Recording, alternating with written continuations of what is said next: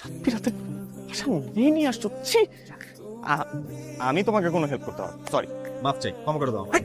এটা মেয়ে না, তোর ভাবি। কবুল বলছো কখন? ওই তো 1 ঘন্টা আগে। টাকা আসিস কেন এভাবে? হুট করে আসছে, বিয়ে দিয়ে দিচ্ছে, উত্তরে চলে আসলো আমার কাছে। আর আমি কি করবো? কাজের ফোন দিলাম, বিয়েটা করে ফেললাম। তো তলে তলে যে এত দূর তুমি আগাইলা, আমাকে বলো না কেন? তাহলে তো আমি কই কিছু করলাম? আমি কিছু করছি নাকি? যা করে তো সেই করছে। মানে? মেয়ে আমাকে দেখে ক্রাশ খাইছে, তোকে বলছিলাম না? হ্যাঁ, তুমি বলছিলে যে তোমার উপর একটা মেয়ে ক্রাশ খাইছে, কিন্তু তুমিও যে তলে তলে তার উপরে ক্রাশ খাইছো সেটা কিন্তু বলো নাই। মানবিক কাজকর্ম তো করা লাগে। হ্যাঁ রে, মানবতা। ভাই, এখন এই যে মানবতাটা একটা আমার জন্য দেখা প্লিজ। হ্যাঁ, আমার শ্রদ্ধেয় বাবাজান কিন্তু তুই ছাড়া কেউ সামলাইতে পারতো। আপনাকে আমি সরাসরি গিয়ে বলি যে আমি এই কাজটা করেছি, উনি তো মনে কর আমার পাঠাই দিত, একটু ম্যানেজ করলাম। বাবা, আমি জানি আমি অনেক বড় একটা অন্যায় করছি বাবা, কিন্তু বিশেষ করে আমার কাছে কোনো অপশন ছিল না বাবা। ভাইয়া ভাইয়া ভাবিকে প্রচন্ড ভালোবাসে। ভাবির কথা কিন্তু ভাইয়া আমাকে আর মাকে বলছে। আপনি আমার দিকে তাকাইছেন কেন? আমি কি দোষ করলাম? প্লিজ প্লিজ প্লিজ বাবা, বাবা তুমি আমার মাকে কিছু বলতে চাও না বাবা। বাবা, আমি, মা, ভাইয়া তোমাকে কয়দিনের মধ্যেই বলতাম বাবা, কিন্তু কি হয়েছে জানো, মানে ভাবির ফ্যামিলি না হুট করে জেনে ফেলছে। ভাবির ফ্যামিলি হুট করে জেনে গিয়ে তো ভাবিকে হুট করে বিয়ে দিয়ে দিচ্ছে। আর ভাইয়া যখন জানতে পারছে বাবা, ভাইয়া তো পুরো পাগলের মতো হয়ে গেছে। তখন আমি ভাইয়াকে বলছি কি, ভাইয়া তুমি এক কাজ করো, তুমি তুমি ভাবিকে পালাই নিয়ে আসো। ভাইয়া তো আমার উপরে রেগে মেগে ফায়ার হয়ে গেল যে না, বাবা এটা কোনোদিনই মেনে নিবে না, আর বাবা যেটা মেনে নিবে না সেই কাজ আমি কোনোদিন করতে পারি না। আমি ছাড়বো না। তুমি বলো, তুমি আমাকে মাফ করছো ভাইয়া, ভাবিকে মাফ করছো? এতটা বিবেকহীনের মতো কাজ যদি করতে পারিস না, তো আমি ভালো করেই জানি। তোর ভাইকে বলে দিস আমি সবকিছু মানতে রাজি আছি, তবে একটা শর্ত আছে। হ্যাঁ হ্যাঁ, যে কোনো সকালে। রাতের অন্ধকারে লুকিয়ে মির্জা পরিবারের বউ কখনো আসতে পারে না। যা কিছু হবে সামাজিক ভাবেই হবে। আমি এখনই ইরার বাবার সাথে কথা বলে সবকিছু ফাইনাল করব। আলহামদুলিল্লাহ। এবার অন্তত তুমি কিছু একটা করো। করবো তো, এতদিন যেহেতু ওয়েট করছি আর কয়টা দিন ওয়েট করি, তারপর সময় সুযোগ বুঝে সবকিছু বলবো। ওয়েট করবো মানে? ইম্পসিবল। তুমি আজকে তোমার বাবাকে যে আমাদের ব্যাপারে সব বলবা, পরশু আমরা বিয়ে করব। তুমি কি মাথাটা খারাপ হয়ে গেছে, পাগল হয়ে গেছো? ভাইয়া পরশুদিন বিয়ে করছে, এখন যদি আমি বাবাকে কি কথা বলি তাহলে তো সবাই বুঝবে যে আমি ভাইয়ার জন্যই ওয়েট করছিলাম। আর এখন এই কথা আমি বাবাকে গিয়ে বললে বাবা কি মনে করবে বলো তো? তোমার বাবা কি মনে করবে সেটা নিয়ে তুমি এত কনসার্ন, আর আমি কিভাবে এতদিন সবকিছু ম্যানেজ করতেছি এটা নিয়ে তুমি একবারও ভাববা না? আমার গার্লফ্রেন্ড আর বাবা কি এক বলো? আমি বুঝে গেছি তোমার আমাকে লাগবে না, তাহলে তোমার লাইফে আমার থাকার তো কোনো দরকার নাই। ঠিক আছে, আমি গেলাম। মুভি তো শেষ হয়নি, তুমি টিভি বন্ধ করলা কেন? কারণ আমাদের যেতে হবে, 11:30 বাজে। কোথায় যাব? এই বাসায় 11টার পর একটা পিঁপড়ও জেগে থাকতে পারে না। যদি মুভি শেষ হওয়ার জন্য অপেক্ষা করো তাহলে আমাদের জীবনটাও শেষ হয়ে যাবে। ভাবি, আমি তো চা চাই নাই। সবসময় চাওয়া লাগে না তো, চেহারা দেখেও বোঝা যায়। আমার সাথে তুমি চাইলে শেয়ার করতে পারো। কি আর বলবো ভাবি তোমাকে, আমি তো বুঝলো মানে তুমি যে প্যারাটা দিয়ে আমার ভাইকে বিয়ে করছিলে সেই সেম প্যারাটা এখন আমার উপর দিয়ে রেখে। আমি তোমার ভাইকে প্যারা দিয়ে বিয়ে করছি। তোমার ভাই এটা বলতো তোমাকে? তার মানে কি, ভাইয়া যে আমাকে বললো যে তুমি ভাইয়া প্রেমে খাবো দাবো খাইতেছিলা, তারপরে তোমার বিয়ে ঠিক হয়ে গেছে, তুমি সবকিছু ছেড়ে ছুড়ে ভাইয়ার কাছে চলে আসছো, তারপর ভাইকে বিয়ে করতো, সবকিছু মিথ্যা? তোমার ভাই 2 বছর আমার পিছে আমার বাসার নিচে সিন ক্রিয়েট করে আমার বিয়ে ভাঙায় আমাকে নিয়ে। আমি এখন বেরো। কটা বাজে খেয়াল আছে? মাত্র 12টা বাজে। 12টার সময় তো বের হয় মানুষজন গাড়ি নিয়ে। মানুষ হয় কিন্তু আমরা হতে পারি না। যদি বাবা শুনে তাহলে পা ভেঙে একদম হাতে ধরে দিবে। পা ভাঙুক আর যাই ভাঙুক, এখন বের হব, তুমি আমাকে নিয়ে বের হবা। আমার সাফোকেটিং লাগে রিফাত, এত রেস্ট্রিকশনস।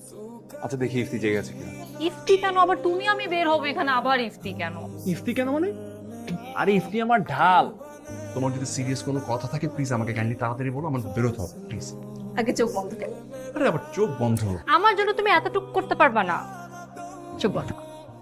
মানে কি পজিটিভ? হ্যাঁ আসলে পজিটিভ। এখন আমরা তুমি বাবা হতে যাচ্ছ রিফাত।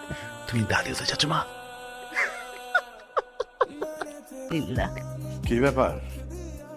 একজন বলে ইয়াহু আর একজন বলে আলহামদুলিল্লাহ, ব্যাপারটা কি?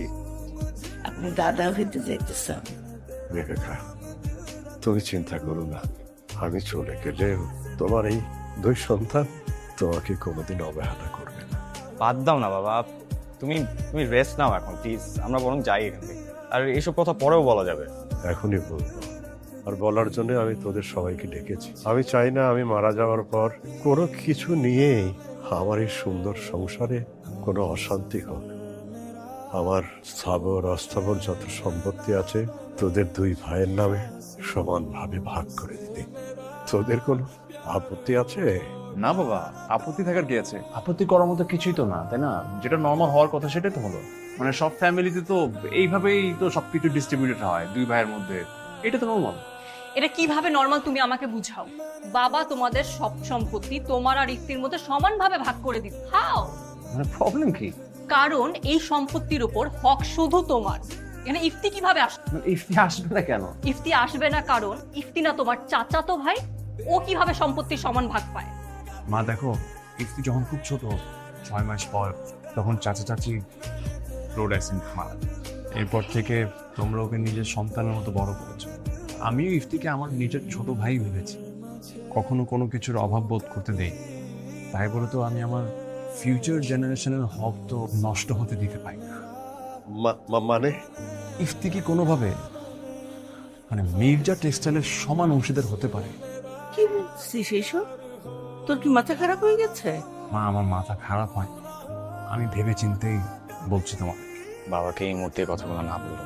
তোর তো কোনো প্রবলেম নেই, তুই খুশি। দিন শেষে তুই বেনিফিটেড। লাভ লসের কথা মিন করি নাই, আমার জাস্ট মনে হয়েছে যে এই কথাগুলো বাবাকে আরো আস্তে ধীরে বোঝানো যেত। তাছাড়া এই সম্পত্তির প্রতি আমার কখনো লোভ ছিল না, এখনো নাই। তোমাদের ভালোবাসায় আমার কাছে অনেক বড় সম্পত্তি। এক কাজ করো, তুমি আমার সব সম্পত্তি নিয়ে যাও। চল। মঙ্গলে না যাবে?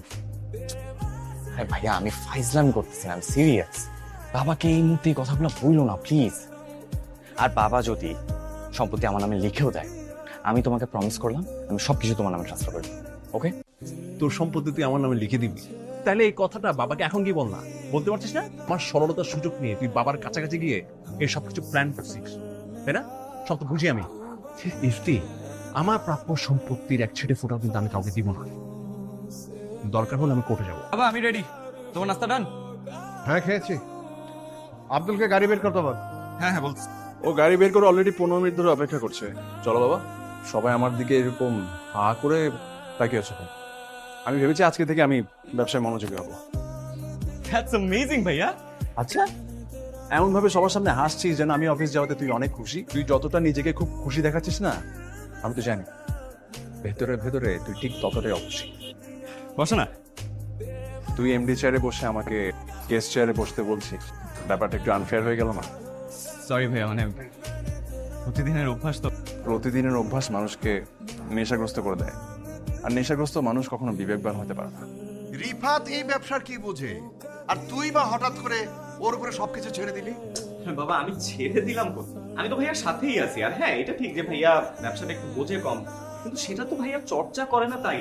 ইফতি, আমি চাকরি ছেড়ে দেওয়ার পর অনেক কাঠখড় পুড়িয়ে কিন্তু আমার এই প্রতিষ্ঠানটা দাঁড় করিয়েছি। আমার এই ব্যবসার যদি কোনো ক্ষতি হয়, সেটা যার জন্যই হোক না কেন, তোর জন্য হোক বা রিফাতের জন্যই হোক, আমি কিন্তু কাউকে ছাড়বো না।